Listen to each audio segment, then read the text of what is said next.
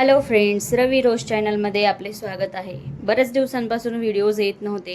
माझी तब्येत बरी नसल्या कारणाने मी व्हिडिओ बनवत नव्हती. आज मी तुमच्यासाठी एक स्पेशल रेसिपी घेऊन आली आहे, खमण ढोकळा. एकदम मऊ आणि स्पंजी ढोकळा मी बनवणार आहे. चला तर मग बनवूया.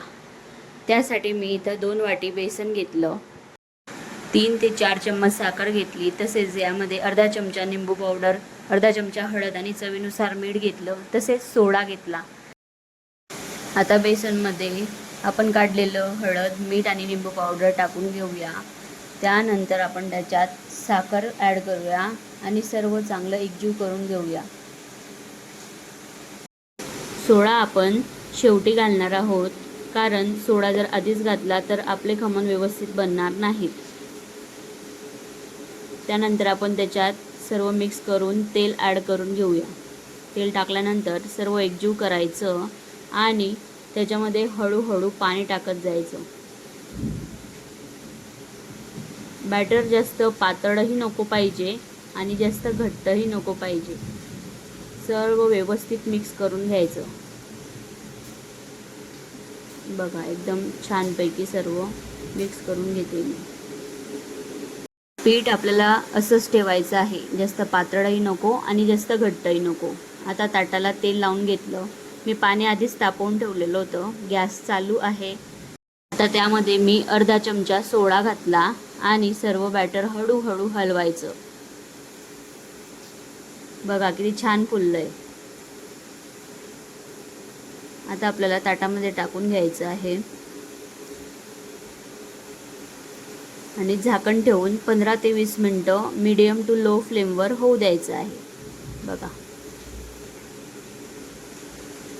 त्याच्यावर थोडीशी लाल तिखट टाकलेली आहे. मी आधी टाकायचं विसरली म्हणून मी परत एकदा झाकण काढलं आणि परत टाकलं. बघा, आपले खमण छान पद्धतीने झालेले आहेत. आपण एकदा चेक करून घेऊया. एकदम छान शिजलेलं आहे. बघा कसं मऊ मऊ झालेलं आहे. आता आपण हे काढून घेऊया. याला थंड होऊ दिलं तरी चालेल. थंड झाल्यावर अजून छान खमण येतात, तुकडी पडत नाही. आता फोडणीसाठी आपण तेल गरम केलं.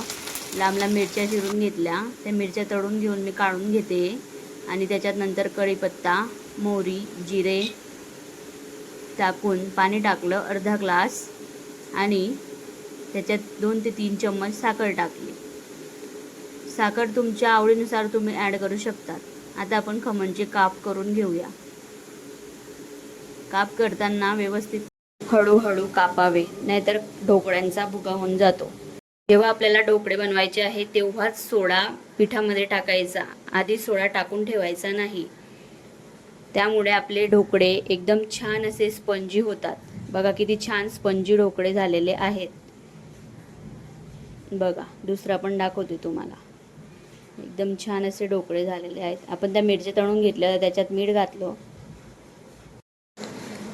आणि मी पाणी यासाठी घातलं फोडणीमध्ये की आपल्याला ढोकळे एकदम अजून मऊ आणि छान असे ज्युसी लागले पाहिजे खायला. आणि थोडीशी साखर किंवा निंबू पावडर तुम्ही ॲड करू शकता ढोकळे चटपटीत बनवण्यासाठी. बघा, असे छान प्रकारे आपण सर्व ढोकळ्यांवर फोडणी देऊन घेऊया. बिलकुल जसे हॉटेलचे ढोकळे लागतात सेम तशीच टेस्ट लागते या ढोकळ्यांची. एकदा घरी नक्कीच ट्राय करून बघा. बघा किती छान बनलेले आहेत.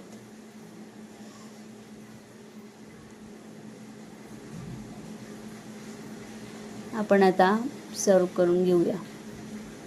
त्याच्यावर वरती बारीक चिरलेली कोथिंबीर घातली. तुमच्याकडे शेव असतील तर बारीक शेव ही तुम्ही फुरफुरात. बघा, मी तुम्हाला खाऊन दाखवते.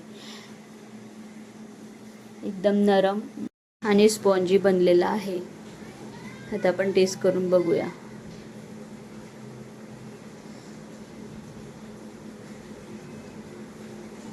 वाव, एकदम छान बनलेला आहे. एकदा नक्कीच ट्राय करून बघा.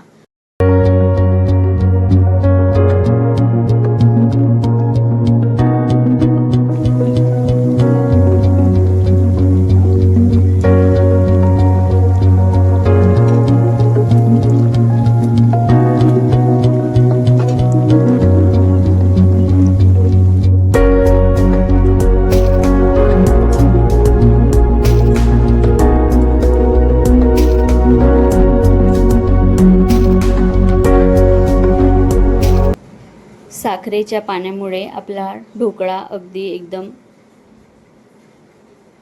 ज्युसी बनलेला आहे. बघा, तुम्हाला झूम करून दाखवते. खायलाही खूप टेस्टी बनला आहे. एकदा नक्कीच ट्राय करून बघा. रेसिपी आवडली असेल तर लाईक करा, शेअर करा, चॅनलला सबस्क्राईब करा. या पद्धतीने एकदा ढोकळा बनवून पहा आणि कमेंट करा. Thank you for watching.